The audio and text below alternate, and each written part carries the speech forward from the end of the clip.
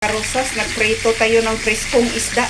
Gorgofan. Iwan ko anong tawag dito sa Pilipinas. Basta dito, ang tawag dito is gorgofan.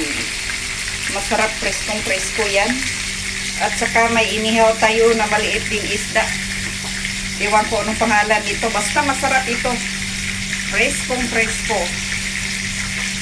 Ayan. Punong-puno ng spices. Kasi mahilig sila sa spicy pag inihaw. Na medyo maanghang. Ayan. Sobrang init dito ngayon mga karosas. Kaya nga tinalakasan ko yung apoy. Ang init-init talaga. Ayan. Masarap. Masarap. Maliit na isda.